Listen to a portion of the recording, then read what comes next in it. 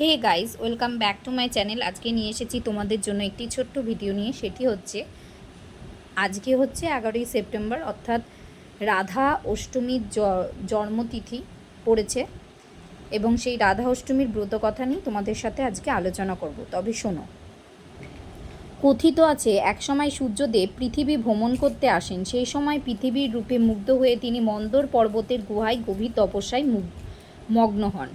সূর্যদেব দিনের পর দিন তপস্যায় রত থাকায় পৃথিবী অন্ধকারচ্ছন্ন হয়ে পড়ে। স্বর্গের দেবতারা তখন সৃষ্টি রক্ষার জন্য শ্রীহরির শরণাপন্ন হন। তখন স্বর্গের দেবতারা ভীত হয়ে শ্রীহরির কাছে সাহায্যের জন্য যান। শ্রীহরি সূর্যের সামনে উপস্থিত হলে সূর্যদেব খুবই আনন্দিত হন। সূর্যদেব বলেন, আপনার দর্শন পেয়ে আমার তপস্যা সার্থক হলো। শ্রীহরি তাকে বর দিতে চাইলে সূর্যদেব বলেন, আমাকে এমন একটি গুণবতী কন্যার বর প্রদান করুন যার কাছে আপনি চিরকাল বশীভূত থাকবেন। শ্রীহরি তথাস্তু বলে সেই বর দিয়েছিলেন। শ্রীহরি বলেছিলেন, পৃথিবীর ভার লাঘবের জন্য আমি বৃন্দাবনের নন্দালয়ে জন্মগ্রহণ করব। তুমি সেখানে বিষুভানু রাজা হয়ে জন্মাবে। শ্রীমতী রাধা তোমার কন্যারূপে জন্মগ্রহণ করবে। এই ত্রিলোকে আমি একমাত্র শ্রী রাধিকারই বশীভূত থাকব। রাধাও আমার মধ্যে কোনো প্রভেদ থাকবে না। আমি সবাইকে আকর্ষণ করি, কিন্তু একমাত্র রাধিকাই আমাকে আকর্ষণ করবে। এরপর শ্রীহরি নন্দালয়ে জন্মগ্রহণ করেন। সূর্যদেব বৈশকুলে জন্মগ্রহণ করেন। বিষুভানু রাজা হলেন এবং গোপকন্যা কীর্তিদারের সঙ্গে তার বিবাহ হলো। তারপর যথাকালে ভাদ্র মাসের শুক্লপক্ষের অষ্টমী তিথিতে ধরিত্রীকে পবিত্র করে কীর্তিদার গর্ভে শ্রীমতী রাধারানী জন্মগ্রহণ করলেন।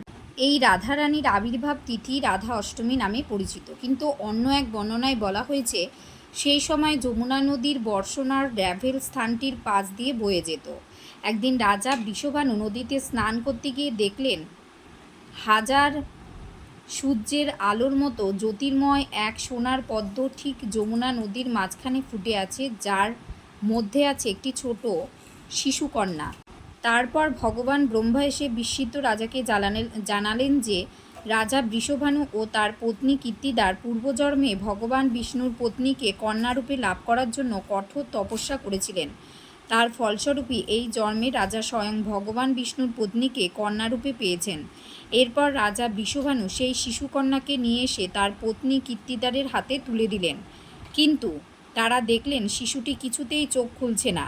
তারা ভাবলেন শিশুটি বোধহয় অন্ধ। তখন নারদমুনি রাজা বৃষভানুর কাছে এসে রাজাকে শিশুটির জন্মের জন্য আনন্দের উৎসব করতে বললেন। নারদমুনির কথা অনুযায়ী রাজা বৃষভানু উৎসবের আয়োজন করলেন। এই উৎসবে নন্দ মহারাজ শিশু কৃষ্ণসহ সপরিবার এসেছিলেন। ওই অনুষ্ঠানে শিশু কৃষ্ণ যখন হামাগুড়ি দিয়ে শিশু রাধারানীর দিকে এগিয়ে এলেন, সেই মুহূর্তে রাধারানী চোখ খুলে প্রথমে দেখলেন ভগবান শ্রীকৃষ্ণকে। বৃন্দাবনের নিকটবর্তী বর্ষানা এলাকার অন্তর্গত পবিত্র র্যাভেল নামক জায়গায় রাধারানী আবির্ভূত হয়েছিলেন। রাধা অষ্টমী ব্রত পালন প্রসঙ্গে ভগবত ও পুরাণে বলা হয়েছে, যে ব্যক্তি একবারের জন্য এই ব্রত পালন করেন তার কোটি জন্মের ব্রহ্মহত্যার মতো মহাপাপ বিনষ্ট হয়। শত শত একাদশী ব্রত পালনে যে ফল লাভ হয়, রাধা অষ্টমীর ব্রত পালন করলে তার শতাধিক পাপ বিনষ্ট হয়ে যায়। পুরাকালে লীলাবতী নামে এক পতিতা বাস করত। নগর ঘুরতে এসে সে দেখে সুসজ্জিত এক মন্দিরে মহা ধুমধাম করে রাধা অষ্টমী রাধারানীর পূজা করা হচ্ছিল। সে এগিয়ে গিয়ে ব্রতীদের জিজ্ঞাসা করে সেখানে কিসের উৎসব পালিত হচ্ছে। ব্রতীরা রাধা মহারানীর আবির্ভাব তিথি উপলক্ষে রাধাষ্টমীর ব্রত পালনের কথা ও তার মহাফল সবিস্তারে তাকে বলে। সেই পতিতাও এই ব্রত পালনের ইচ্ছা হয় পতিতারও। সেও অন্য ব্রতীদের সাথে রাধা অষ্টমী পালন করে। পরদিন সর্পদংশনে তার মৃত্যু হয়। যমদূতেরা ওই পতিতাকে নিয়ে যমলোকে যাত্রা করলে সেখানে শ্রী হরির লোকেরা উপস্থিত হয়ে তাকে বন্ধনমুক্ত করে বৈকুণ্ঠ লোকে নিয়ে যায়।